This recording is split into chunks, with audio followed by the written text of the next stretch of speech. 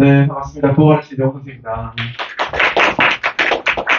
일단 이제 서울학평 지났고 이제 대학생들 기준으로 보면 재수생들은 아니긴 하지만 6월 모의평가가 다가오고 있기 때문에 거기에 대한 어떤 전략과 함께 고공부 전반에 대한 이야기를 제가 좀 풀어볼게요. 그래서 좀 편하게 들으시면 될 것 같습니다. 제가 간단하게 좀 짚으면서 설명을 좀 드려볼게요. 일단 3평 이후에 좀 두드러진 현상들이 어떤 게 있느냐면 첫 번째가 뚜렷한 양극화입니다. 이게 뭐냐면 사실 시험이 분명 작년 신청 기준으로 보면 좀 쉬웠다라고 얘기하고 올해 3월 학력 평가의 시험의 난이도도 그렇게 높지 않았음에도 불구하고 학생들 커트라인이 그렇게 높게 형성이 되지 않는 부분들 왜 이런 일이 생기나라고 보면 시험의 난이도가 어떤 영화 관계없이 전체적으로 그 양극화가 심해진다. 근데 이 양극화의 중심에 누가 있냐면 재수생이 있는 겁니다. 이게 왜 그러냐면 나머지 과목도 그렇지만 수능을 치고 나서 데이터를 딱 열어봤을 때 재학생과 재수생의 어떤 격차 이 가장 큰 과목 두 가지를 꼽아보면 국어하고 탐구 과목이에요. 자 그럼 어떻게 될 수밖에 없냐면 최상위층에서는 또 치열한 경쟁을 해야 될 거고 중간층이 뚝뚝뚝 떨어지면서 시험 문제가 만약에 커트라인이 어떻게 됐다 그러면 96, 95, 94 촘촘한 배열보다는 97점이야, 98점이야, 100점이야 그리고 그 다음 라인업이 91 이런 식으로 뚝뚝뚝 좀 벌어지는 경향이 생깁니다. 이게 두 번째로 국어의 변별력인데 제가 이렇게 한번 얘기를 해볼게요. 우리가 작년 수능은 좀 국어가 쉬웠기 때문에 데이터를 찾기가 좀 모호해서 최근에 5년의 흐름을 가지고 설명을 해볼게요. 수능에서 수학 만점자가 몇 명 정도 될 것 같아요? 작년 말고 2년 전 기준으로 볼게요. 몇 명쯤 될 것 같아요? 수학 만점자. 2명 될 것 같아요. 찍어봐요. 찍어봐. 몇 명쯤 될 것 같아요? 5천 명? 너무 심한 거 아니야? 나머지 다 바본 거야? 2,702명 정도 이제 2년 전 수능 기준 같은데요. 그럼 수능 국어는 몇 명? 대충 찍을 수 있겠죠. 기준이 나왔어. 응? 300명? 예수학보다는 작다. 28명이었어요.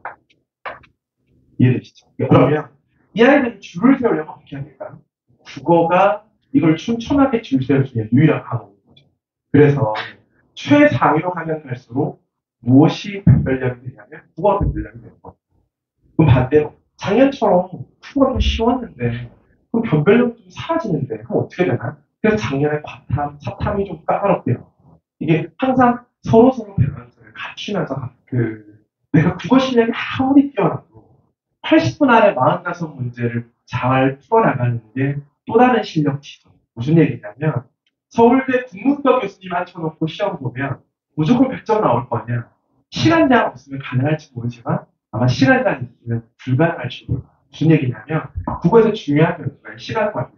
세 번째가 실전력이라는 건데 이거 문제를 어떤 순서로 풀어갈 것이냐 답을 좀 어떻게 찾을 거냐 어떤 걸 주로 묻느냐와 관련되어 있는 수능 국어가 가지고 있는 특징이 얼마만큼 최적화되어 있는 이 세 가지가 사실은 변수가 됩니다. 그 다음 마지막이 EBS 연계 이슈인 거죠. 그래서 최근에 EBS 연계 체감을 좀 많이 하겠다라고 지금 평권이 밝혔기 때문에 아마 올해도 EBS 연계는 상당한 수준이 될 거라고. 그럼 제가 구체적으로 한번 가볼게요. 첫 번째로 독서인데 이 독서 파트는 여러분 기억하셔야 될 게 일단 종합 과목. 이 종합 과목이라는 게 뭐냐면 특정 어떤 행위, 특정 어떤 노력을 한다고 해서 성적이 다이나믹하게 아주 급격하게 변화를 일으키지 않는다.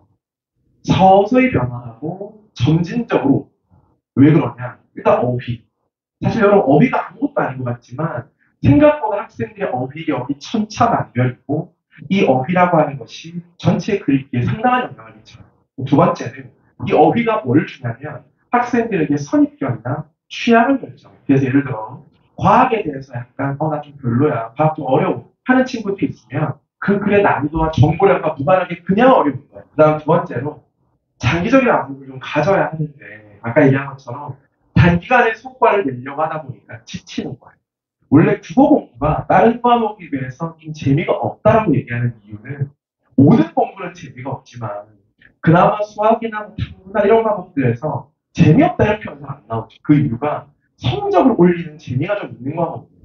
조금 하는 만큼 좀 즉각적인 피드백이 나오는 수학도 좀 그런 영역인데 국어는 시간을 투자했지만 밑빠진 독에 물 붓는 느낌. 여튼 양적 방어가 이루어져야 돼. 이건 뭐냐면 일단 많이 봐야 돼. 그러니까 많은 글을 보는 게 굉장히 중요하고 그래서 배경지도 늘어나야 되고 어휘력도 늘어나야 되고 다양한 종류의 글을 봐야 하면서 전체적으로 올라가는 겁니다. 이건 절대 중급해하시지 마시고 꾸준히 분명 실력은 쌓여간다고 스스로 믿으셔요. 그 다음 두 번째로 이제 문학인데 문학이랑 선택 과목을 다 합쳐서 다 맞았다고 가정해보면 62점. 수능 국어가 정말 불수능이다. 독서가 너무 어렵게 나왔다. 문학 선택을 다 맞고 독서를 다 찍어요. 자, 38점 중에 17개를 찍었는데 다 틀려. 신이 여러분을 버리고. 그렇지 않겠어? 그럼 다시 해야 돼. 어쩔 수 없는 거야. 17개를 찍었는데 17개 다 틀리면 답 없잖아. 근데 반타작만 한 지문 정도는 풀었고 1, 3번은 풀 수 있잖아. 그러면 반타작했다고 치면 한 19점쯤 되니까 80점은 없는 셈이 되죠. 내가 지금 무슨 얘기를 하고 싶은지 알겠니? 내가 1등급에서 100점 싸움을 하거나 2등급에서 1등급으로 올라가려고 하는 싸움을 하는 아이가 아니라 내가 중위권에서 상위권으로 진입을 해야 하는 학생들이라면 독서를 주구장창 파면 어떤 결과가 나오냐면 성적은 안 올리고 지쳐. 그리고 계속 문학은 실수랍시고 두세 개씩 틀리고 있고 선택 과목도 두세 개씩 틀리는 거죠. 내가 최상위가 아니고 내가 지금 1등급을 안정적으로 받고 있는 게 아니라면 이 두 가지 점수를 내가 이해되시죠? 그래서 제가 적어놨죠. 정답입니다. 그럼 두 번째, 시간 관리인데 문학을 얼마만큼의 시간 안에 풀 거냐. 그러니까 저는 수능 국어를 한마디로 얘기하면 기회비용의 과목이라고 해요. 무슨 얘기냐? 내가 이 비문학 한 지문을 풀기 위해 15분을 소모했는데 다 맞았어. 나는 이 비문학 지문을 읽는데 25분을 썼는데 다 맞았어. 사실은 후자는 다 맞은 게 아닌 거죠.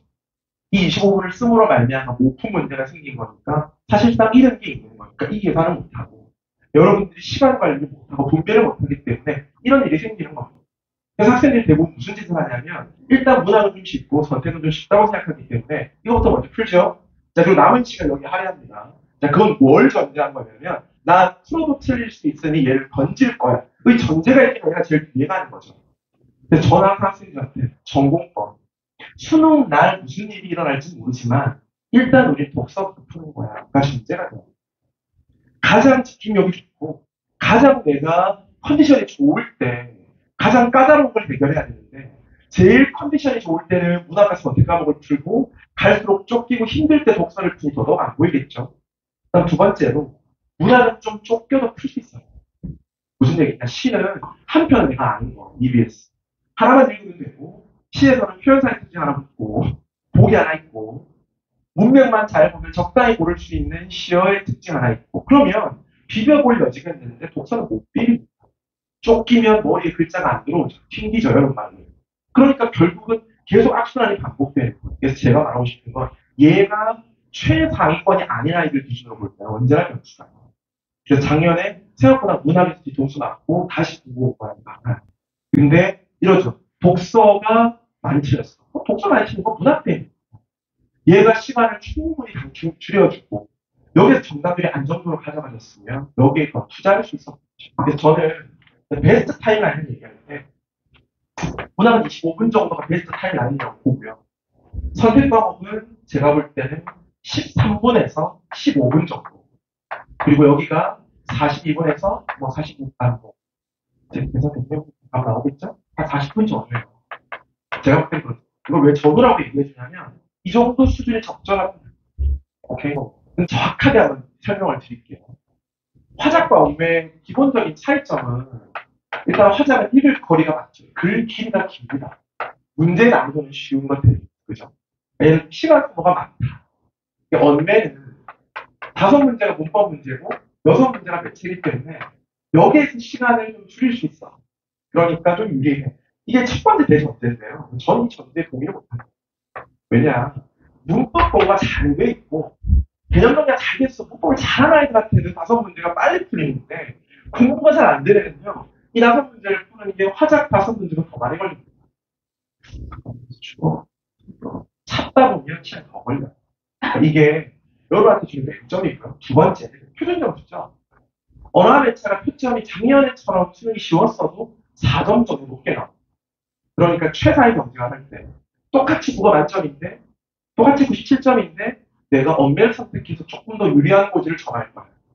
그다음 세 번째는 재학생들한테 좀 유리한 건데 등급 커트라인이죠. 엄매가 등급 컷이 조금 낮게 나오는 최저 등급을 받기 좀 유리하고 구간 격차도 넓으니까 내가 한 2등급, 3등급 정도를 받아야 된다고 생각하는 아이들 입장에서 보면 화작보다 더 여유가 있다고 생각해서 엄매로 가는 겁니다. 근데 이 모든 과정이 다 뭐냐면 친구 따라 감당하는 과정이에요. 뭐냐? 전국 선택자가 이렇게 되거든요. 근데 배치고가 가보면 이렇게 바뀌어요. 근데 여기도 좀 약간 이런 느낌이고 교육 축구야 보면 거의 반대로 나타나요. 왜 그러냐? 야, 너 문과야? 이런 것처럼 너 화작이야? 무슨 느낌인지 알겠죠? 두 번째로 남들 하니까 또 하는 겁니다. 또 주변에 하니까 또 해야 되나?